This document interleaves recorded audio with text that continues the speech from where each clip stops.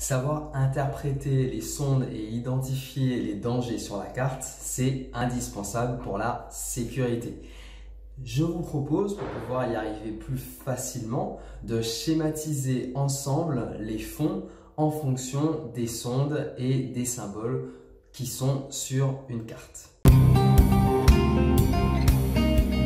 Salut les moelleux, j'espère que vous allez bien. Vous êtes sur une nouvelle vidéo de Bar à Trébord. Cette vidéo a pour objectif de vous permettre de mieux interpréter les symboles qui sont sur la carte pour pouvoir avoir une idée du fond. Et pour ça, on va schématiser donc les fonds à partir de symboles d'une carte. Cette vidéo est en fait l'extrait d'une formation pour réussir son permis hauturier. Si vous voulez en savoir plus sur cette formation, je vous invite à vous inscrire au webinaire gratuit. Le lien se trouve juste en dessous de cette vidéo. Et maintenant, c'est parti. On va schématiser ensemble les fonds à partir de la carte. Le tableau est séparé en deux parties. La partie du haut correspond à une carte. La partie du bas est le profil que l'on va schématiser. Sur la carte, on peut distinguer de gauche à droite une partie jaune, terrain jamais émergé, dont le point le plus haut est à 3,8 mètres d'altitude et où on trouve, comme à mer, un château d'eau à 2,2 mètres d'altitude. Ensuite, deux zones vertes, estran qui couvre et qui découvre. Une zone verte du littoral de la Terre et une autre zone isolée, entourée d'eau, qui a une sonde maximum soulignée de 1,1 mètre. Ensuite, on passe à une zone bleue. On y trouve deux symboles de roche, dont la première est cotée à 0,5 mètres souligné, et ensuite on a la ligne de sonde des 5 mètres. Puis un symbole de roche entouré d'un cercle en pointillé et coté 4,7 mètres. Et enfin on arrive à une zone blanche au-delà de la ligne de sonde des 10 mètres et on peut voir un symbole de roche noté 11,1 mètres. En dessous de cette carte on retrouve un profil. Sur le profil on a déjà schématisé la ligne suivante du haut vers le bas, une ligne qui sépare les terrains jamais émergés des estrans, une autre qui indique le zéro hydrographique noté ZH qui correspond à la ligne de sonde de 0, une autre qui matérialise la ligne de sonde des 5 mètres qui se trouve dans la zone bleue sur la carte chaume d'examen, et une dernière ligne qui correspond à la ligne de sonde des 10 mètres. On va tracer ensemble et pas à pas le profil du relief sur terre et du fond sous l'eau pour obtenir le schéma complet du profil. Sur la partie jaune ocre terrain jamais émergé, on trouve un point qui indique un sommet à 3,8 mètres d'altitude. En mer, on pourra relever ce sommet pour se repérer sur la carte lorsqu'il n'y a pas beaucoup d'amers remarquables de loin depuis la mer. Ensuite, on trouve un amer à 2,2 mètres d'altitude, c'est un château d'eau. On arrive à la limite entre le terrain jamais émergé et l'estran, puis à la frontière entre l'estran et le zéro de la carte. La sonde est ici de 0.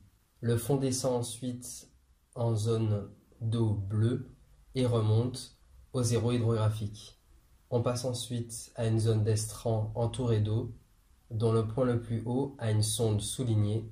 C'est donc une sonde négative, dont la valeur est de moins 1,1 mètre. Le fond redescend en zone bleue et remonte ensuite à pic au niveau d'une roche qui couvre et qui découvre, représentée par une étoile à 6 branches. Sa sonde soulignée est donc négative et elle est de moins 0,5 mètre. Le fond redescend ensuite une nouvelle fois en zone bleue et remonte encore à pic au niveau d'une roche à fleur d'eau, symbolisée par un signe plus avec 4 points au niveau des angles droits.